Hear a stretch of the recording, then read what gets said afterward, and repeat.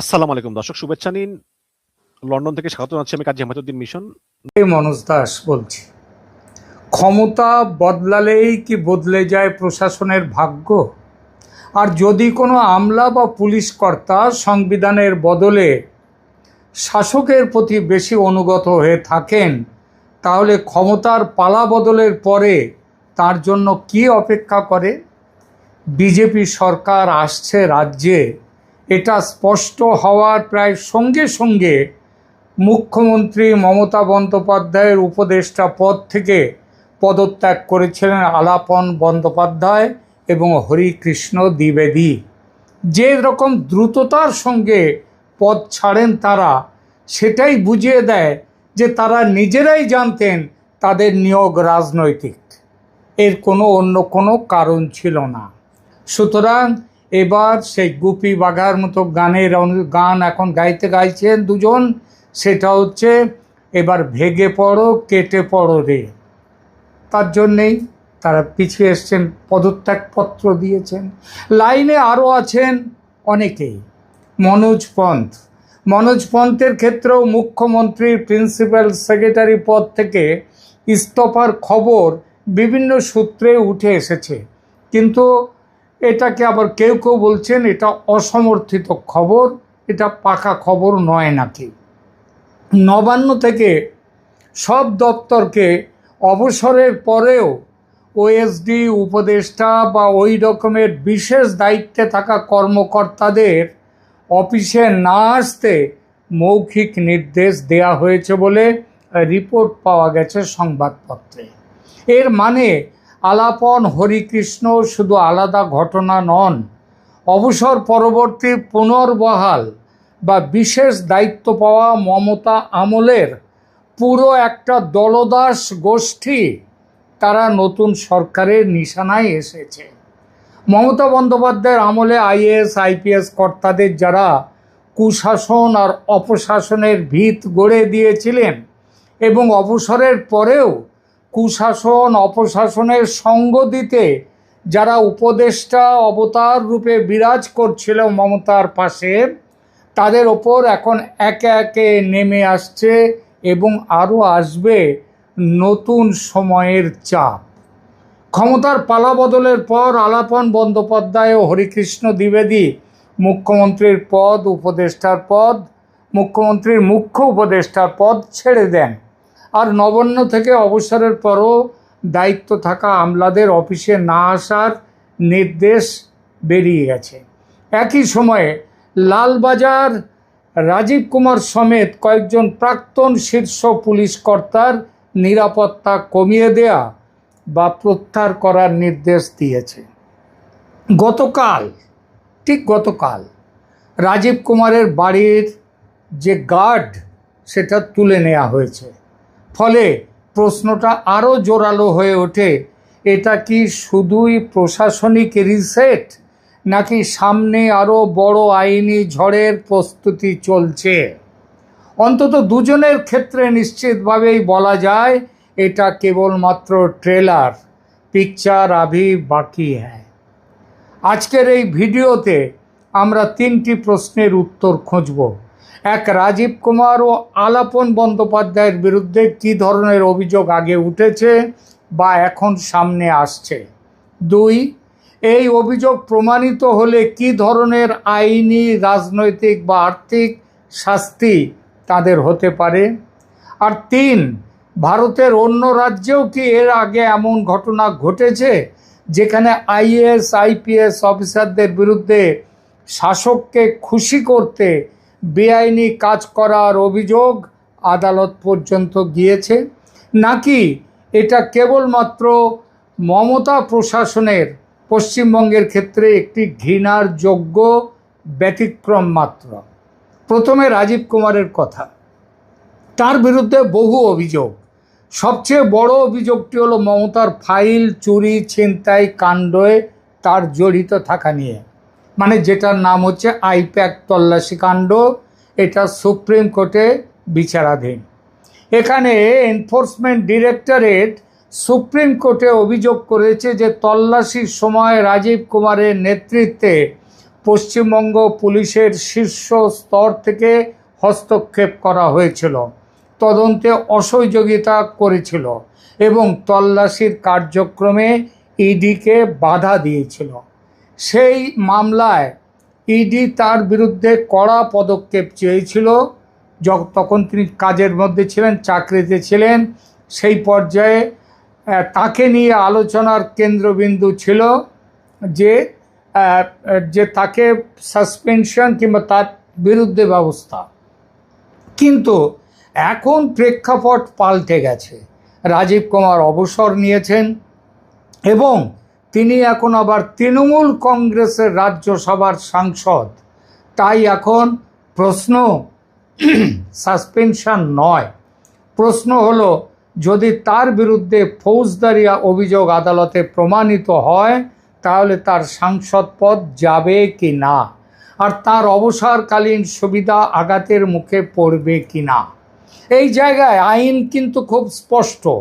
Representation of the people act 1951-এর সেই ধারা, সম্ভবত ধারা 8 অনুযায়ী কিছু নির্দিষ্ট অপরাধে কনভিকশন হলে অথবা অন্য কোনো মামলায় অন্তত 2 বছরের কারাদণ্ড হলে একজন সাংসদ যেদিন তার অভিযোগ প্রমাণিত হবে সেদিন থেকেই সাংসদ হিসেবে অযোগ্য হবেন এবং মুক্তি পাওয়ার পরও 6 বছর তার অযোগ্যতা বহাল থাকবে। আগে এমন নিয়ম ছিল না, আগে নিয়মটা অনেকটা হালকা ছিল। লিলি টমাস মামলায় সুপ্রিম কোর্টের রায়ের পরে সিটিং এমপিদের জন্য কোনো রকম সুরক্ষা, ইমিউনিটি আর কার্যকর নয়। অর্থাৎ শুধু আপিল করলেই পদ বাঁচবে এমন নয়, কনভিকশনটা যদি স্টে না হয় তাহলে ডিসকোয়ালিফিকেশান হতে হবে তৎকাল। এবং আরও গুরুত্বপূর্ণ অংশ, রাজীব কুমারের পেনশন, গ্র্যাচুইটি, অবসরকালীন সুবিধা। অনেকে ভাবেন একবার অবসর নিলে আর কৃতকর্মের দায় থাকে না, শেষ। কিন্তু তা নয়। অল ইন্ডিয়া সার্ভিসেস ডেথ কাম রিটায়ারমেন্ট বেনিফিটস রুলস 1958 অনুযায়ী পেনশন পাওয়ার অধিকার নির্ভর করে ফিউচার গুড কন্ডাক্টের ওপর। এবং কোনো পেনশনার যদি সিরিয়াস ক্রাইমে কনভিক্টেড হয় বা গ্রেভ মিসকন্ডাক্টে গিলটি হয় তাহলে পেনশন পুরো বা আংশিকভাবে বন্ধ হবে, কমিয়ে দেয়া যায় বা পুরোটাই আটকে দেয়া যায়। আরও গুরুত্বপূর্ণ হলো রুল 6-এর নীতি। সেখানে কি বলা আছে যে অবসরের আগে চাকরির সময়ে যদি জুডিশিয়াল প্রসিডিংস বা ডিপার্টমেন্টাল প্রসিডিংসে গ্রেভ মিসকন্ডাক্ট প্রমাণিত হয় অথবা সরকারকে আর্থিক ক্ষতি করার বিষয় সামনে আসে তাহলে পেনশন বা গ্র্যাচুইটি পুরো বা আংশিক উইথহেল্ড করা যায়। এমনকি সেই অর্থ থেকে গ্র্যাচুইটি থেকে বা পেনশন থেকে সেই অর্থ রিকভারিও করা যায়। প্রক্রিয়া চলাকালীন প্রভিশনাল পেনশন দেওয়া সম্ভব আছে, সেটা আইনে আছে। কিন্তু গ্র্যাচুইটি যতদিন না ফাইনাল অর্ডার হবে এই ধরনের মামলার, ততদিন পর্যন্ত আটকে রাখা যায়। অর্থাৎ রাজীব কুমারের বিরুদ্ধে যদি কোনো ফৌজদারি মামলায় এমন কনভিকশন হয় যেটা হওয়ার সম্ভাবনা ভীষণ ভীষণ ভীষণভাবে বেশি তার ক্ষেত্রে, তাহলে সেটা তার চাকরির সময়ের মিসকন্ডাক্টের সঙ্গে যুক্ত হবে। তাহলে দুই দিক থেকে ঝুঁকি তৈরি হয়ে গেল রাজীব কুমারের। একদিকে রিপ্রেজেন্টেশন অফ পিপল অ্যাক্ট 1951-এর অধীনে রাজ্যসভার সদস্যপদ চলে যাওয়ার ঝুঁকি, অন্যদিকে অল ইন্ডিয়া সার্ভিস পেনশন রুলসের অধীনে রিটায়ারমেন্ট বেনিফিটসেও কোপ পড়বে। এই দুইটি ট্র্যাক আলাদা, একটি নির্বাচনী আইনের, অন্যটি সার্ভিস রুলসের। রাজীব কুমারের ফেঁসে যাওয়ার প্রবল সম্ভাবনা এই দুই দিক থেকেই। ফলে সেই খাচ্ছিল তাঁতি তাঁত বুনে, মরল তাঁতি এড়ে গরু কিনে। একেবারে মমতা বন্দ্যোপাধ্যায়ের সাকরে ধোয়া ভবিষ্যতের দিকে তাকিয়ে সেটা জ্বলে যাওয়ার সম্ভাবনা প্রবল। এবার আসি আলাপন বন্দ্যোপাধ্যায়ের কথায়। আলাপনের বিরুদ্ধে কেন্দ্রের মূল সংঘাত শুরু হয় 2021 সালে, আপনাদের হয়তো মনে আছে। ঘূর্ণিঝড় ইয়াসের সময়ে মিটিংয়ে এসেছিলেন প্রধানমন্ত্রী এই রাজ্যে। সেই মিটিংয়ের আলাপন সেখানে যাননি।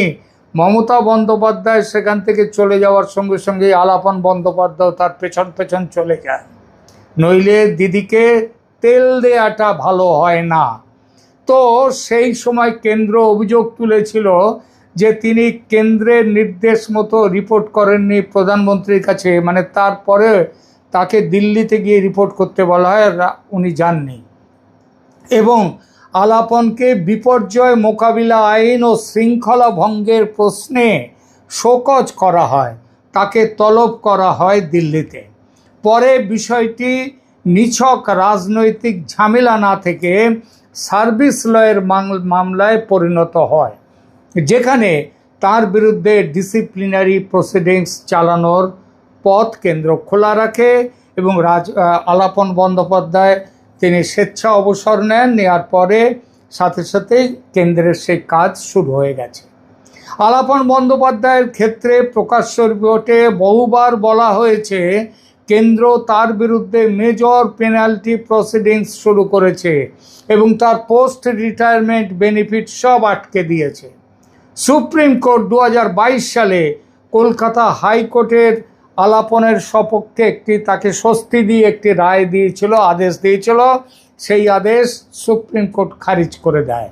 আর 2026 সালে দিল্লি হাইকোর্টেও আবার আলাপন যান, তার রিভিউ প্লি খারিজ করে দেয় দিল্লি হাইকোর্টও। তাই আইনি অবস্থাটা হলো তার বিরুদ্ধে ডিসিপ্লিনারি রুট নীতিগতভাবে শুধু নয় কার্যকরভাবে চালু আছে। আলাপনের বিরুদ্ধে গ্রেভ মিসকন্ডাক্ট প্রমাণিত হবেই, লিখে রেখে দিতে পারেন। যদি সেটা প্রমাণিত হয় তাহলে তার কি হতে পারে? আইন বলছে পেনশন পুরো বা আংশিকভাবে বন্ধ হতে পারে, গ্র্যাচুইটি পাবেন না, নির্দিষ্ট সময়ের জন্য সমস্ত বেনিফিট উইথহেল্ড হতে পারে, এমনকি সরকারের আর্থিক ক্ষতি প্রমাণিত হলে তার রিটায়ারমেন্ট বেনিফিট থেকে সেগুলো রিকভারিও হতে পারে।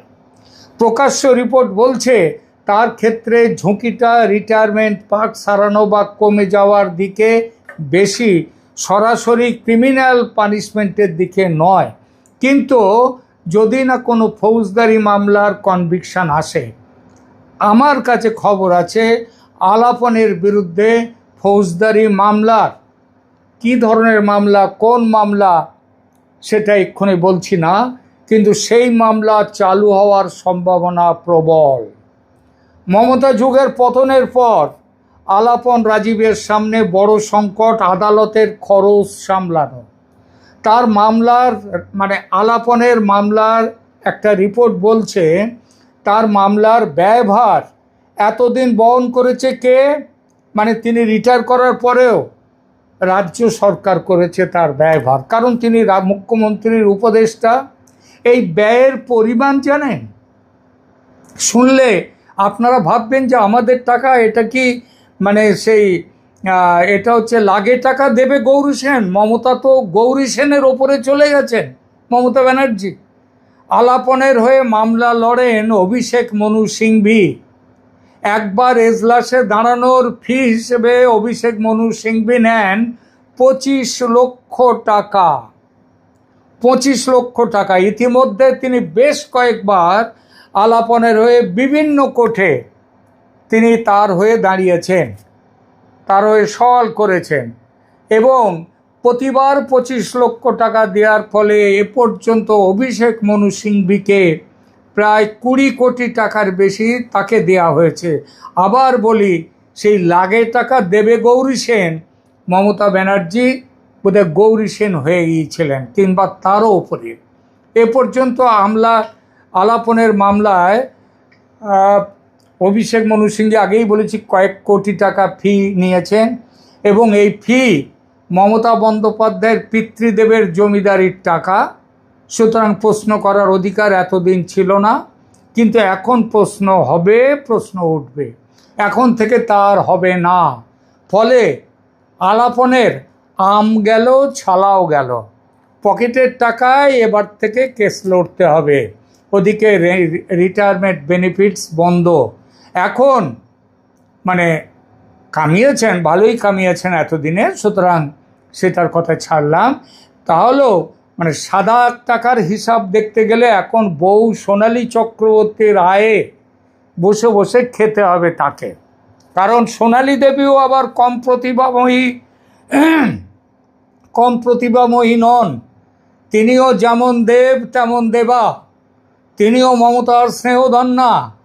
মহাপণ্ডিত মমতা কার্বাঙ্কাল জিনিয়াস মমতা। কার্বাঙ্কাল জিনিয়াস কথাটা মানে সেই ফোড়া হয় একরকম, জানেন তো, যার অনেকগুলো মুখ থাকে তাকে মানে বহুমুখী ফোড়া, সেই রকম বহুমুখী প্রতিভার অধিকারী ইনি, মানে কার্বাঙ্কাল জিনিয়াস মমতা দেবী। তিনি এই সোনালী চক্রবর্তীর সোনালী আলোয় আলোকিত হয়ে ভুয়ো ইস্ট জর্জিয়া বিশ্ববিদ্যালয়ের ভুয়ো ডক্টরেট ডিগ্রির দুর্নাম দূর করে কলকাতা বিশ্ববিদ্যালয়ের ডিলিট হয়েছেন। এই গত আমলে ডিলিট প্রাপকদের মধ্যে খুব বড় বড় নাম আছে। ইনি আছেন পার্থ চট্টোপাধ্যায়, যার বান্ধবীর বাড়ির থেকে শয়ে শয়ে কোটি টাকা বেরিয়ে আসে, তার কত যে সম্পদ তার তো শেষ নেই। তো যাই হোক, সেই সোনালী চক্রবর্তী এখন রবীন্দ্র ভারতীতে সোনারোদ ছড়াচ্ছেন। সেখানে তিনি কি করছেন না করছেন তার কিছু খবর আছে আমাদের কাছে। এনার চাকরিটা কেড়ে নেওয়া যায় কি? কারণ বিষ বৃক্ষ সমূলে তুলে ফেলতে হয়। প্রস্তাবটা ভেবে দেখবেন শুভেন্দুবাবু, একটু তদন্ত করবেন। এবার আসি আরেকটা বড় রাজনৈতিক প্রশ্নে, সেটা হলো কেন এই দুই নামটি এত গুরুত্বপূর্ণ? কারণ এরা শুধু দুজন ব্যক্তি নন, এরা এমন এক প্রশাসনিক সংস্কৃতির প্রতীক যেখানে অভিযোগ উঠেছে কিছু আইএএস ও আইপিএস অফিসার সংবিধানসম্মত নিরপেক্ষতার বদলে ক্ষমতাসীন রাজনৈতিক নেতৃত্বের প্রতি অতিরিক্ত অনুগত ছিলেন। অবাঞ্ছিত রকমের আনুগত্য। ক্ষমতার পালা বদলের পরে যে ঘটনাগুলো আমরা দেখছি, উপদেষ্টা পদ থেকে ইস্তফা, অবসরের পরও দায়িত্বে থাকা অফিসারদের সরতে বলা, প্রাক্তন শীর্ষ পুলিশ কর্তাদের নিরাপত্তা কমিয়ে দেয়া, তুলে দেয়া, এসব একসঙ্গে দেখলে বোঝা যায় নতুন শাসন ব্যবস্থা নেমে পড়েছে মমতা যুগের প্রশাসনিক বিষবৃক্ষ তার ডালপালা ও শেকড় শুদ্ধ উপড়ে ফেলতে। আর সেটাই চাই, কেননা রক্তবীজের দল তৈরি করে গেছেন মমতা। এই রক্তবীজের রক্ত মাটিতে পড়লে সেখান থেকে আবার তৈরি হবে নতুন রক্তবীজের দল। এদের ধ্বংস করতে সেই মা কালী যেমন রক্তপান করে রক্তবীজকে ধ্বংস করেছিলেন, তেমনিভাবে যদি রক্তপান করতে হয় শুভেন্দুকে, সেটাই করা উচিত। এবার আছে আর একটা বড় প্রশ্নে, যারা বলেন এমন ঘটনা ঘটেই থাকে, তাহলে দেখা যাক এমন ঘটনা কি ভারতের অন্য রাজ্যে আগে হয়েছে? উত্তর হলো হ্যাঁ, একাধিকবার হয়েছে। গুজরাটের ফেক এনকাউন্টার এই প্রসঙ্গে খুব গুরুত্বপূর্ণ। ইসরাত জাহান মামলা, সেই মামলা, সেখানে অনেক আইপিএস অফিসার, তাদের বিরুদ্ধে এসেছিল ষড়যন্ত্রের অভিযোগ। পরবর্তীকালে এই নিয়ে প্রচুর মামলা হয়, সেই মামলায় কিন্তু আলটিমেটলি শাস্তি দেওয়া যায়নি। পরে প্রমাণিত হয়েছে তারা কোনো অবৈধ ষড়যন্ত্রের অংশীদার হয়ে নয়, for proper discharge of their official duties সেই অনুযায়ী ওই কাজ করেছেন। অন্ধ্রপ্রদেশ ওয়াইএসআর কংগ্রেসের আমলে কয়েকজন, এক দুজন আইপিএস অফিসারের বিরুদ্ধে অভিযোগ উঠেছিল যে সরকারি সিদ্ধান্ত ও পলিসি ফেভারের বিনিময়ে শাসক দলের হয়ে কাজ করছেন। এ নিয়ে মামলা হয়, সিবিআই চার্জশিট দেয়, প্রসিকিউশন স্যাংশন নেয়, স্পেশাল সিবিআই কোর্টে হাজিরাও হয়। অর্থাৎ রাজনৈতিক আনুগত্যের অভিযোগ শুধু টিভি বিতর্কে থেমে থাকেনি, আদালতের টেবিলেও পৌঁছে গিয়েছিল। বিহারের ঘটনাও আলাদা গুরুত্ব রাখে এই প্রসঙ্গে, কিন্তু সেখানে রিপোর্ট হয়েছিল অনেক ক্ষেত্রে মৌখিক নির্দেশে কাজ করার সংস্কৃতি ছিল এবং আইএএস অ্যাসোসিয়েশন তারা ঝাঁপিয়ে পড়েছিল। তারা আইএসদের সতর্ক করে বলেছিল ভার্বাল অর্ডার মেনে চলা সার্ভিস রুলসের পরিপন্থী, সুতরাং আপনারা সেই কাজ করবেন না। আর মমতা বন্দ্যোপাধ্যায় ভার্বাল অর্ডার দিয়েই এই সমস্ত কাজ করিয়ে নিয়েছেন এই আইএসআইপিদের এদেরকে দিয়ে।